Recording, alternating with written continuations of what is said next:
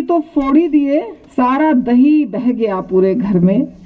उसके बाद वो गए अंदर, और जो छींके पर मक्खन वगैरह रखा हुआ था, छींके पे गांव में एक रस्सी का छींका बनाया जाता है, उस पर मटका को लटकाते हैं, क्योंकि पहले फ्रिज वगैरह नहीं था। तो वैसे ही मक्खन को, दही को, दूध को बिल्ली से बचाने के लिए या सुरक्षित रखने के लिए वैसे ही रखा जाता था पुराने ज़माने में, जो आजकल के बच्चे नहीं समझ सकते हैं, पर होता था। तो छींके में, और छींका ऊपर रहता है, तो भगवान ने क्या किया, उखल होता है एक, जिसमें चावल कूटा जाता है, मसाला कूटा जाता है, ऐसा, हाँ मोर्टार बोलते हैं उसको इंग्लिश में, उखल और उसको कूटने वाला। तो उस उखल को उलट के भगवान चढ़ गए उसके ऊपर, क्योंकि ऊंचा था ना, तो वहां जाकर के हम पहुंचना था, मक्खन निकालना था। तो उखल पे चढ़े, और सिर्फ अकेले नहीं, उनके बहुत सारे साथी थे, बराबर के दोस्त, बच्चे, सब एक उम्र के, गोप बालक सब, जैसे मधुमंगल है, श्रीदामा है, सुदामा है, ऐसे बहुत सारे बच्चे थे। तो सारे बच्चे कैसे, अभी आप देखते हैं दधी मटका फोड़ की लीला देखते हैं जन्माष्टमी के समय, उसी की नकल है, जो असली लीला हुई थी उसकी नकल है। उसमें क्या किया था भगवान ने, सारे दोस्तों ने मिल के ऊपर तक पहुंच के और मक्खन के बर्तन को तोड़ा, और जब मक्खन गिरा तो सब खाए उठा उठा के। अच्छा, केवल बच्चे ही नहीं खाए, बंदरों को भी खिलाया। तो पूरी जमात थी बैठी हुई, बच्चे भी खा रहे थे, बंदर भी खा रहे थे। यशोदा माता जब दूध बंद करके आई उधर से, तो उन्होंने देखा पूरा दही तो पूरा फैला हुआ है, और मटका टूटा हुआ है, मंथन जो हो रहा था वो पूरा उसका नाश कर दिया है भगवान ने। भगवान तो नहीं, मेरे बेटे ने।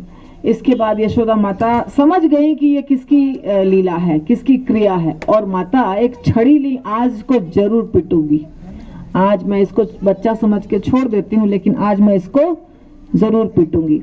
छड़ी लेके जब गई, ढूंढते ढूंढते, तो बंदर बैठे थे, बंदर सामने बैठे थे, भगवान इधर बैठे थे, और यशोदा माता इधर से आ रही थी।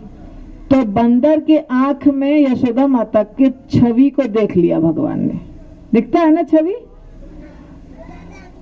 तो रिफ्लेक्शन जो माता का चित्र बना हुआ था बंदर की आंखों में दिखाई दिया। बस भगवान बोले भागो, माता तो आ गई पकड़ने के लिए। सारे बच्चे और बंदर सब भाग गए।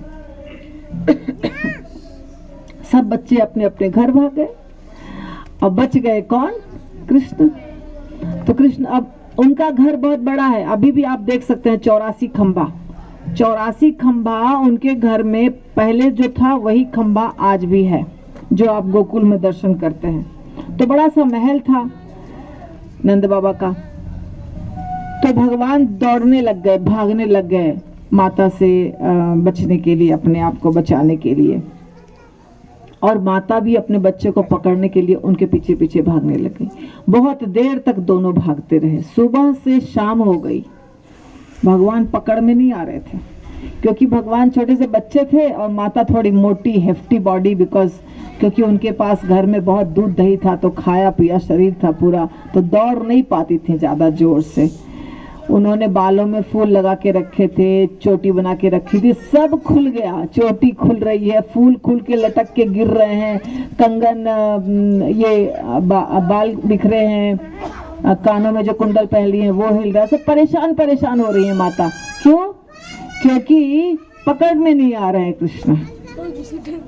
माता ने सोचा इसको तो पकड़ना है, इसके साथ साथ उखल को भी सजा देनी है, क्योंकि उखल पे ही चढ़ा है ना, मेरा जो लल्ला है वो उखल पे चढ़ा है, तो उखल के साथ ही बांधूंगी, दोनों को एक साथ सजा देने वाली हूँ। माता ने दिन भर प्रयास किया, और जब संध्या का समय हो गया तो भगवान ने सोचा कि बहुत हो गया, अब तो माता को मैंने बहुत सता लिया, अब मैं बंध जाता हूँ, क्योंकि वो भगवान है, वो साधारण बच्चे नहीं है, वो दिखते हैं छोटे से बच्चे पर हैं तो भगवान। तो भक्तों की परीक्षा लेते हैं भगवान, और जब परीक्षा में कोई भक्त उत्तीर्ण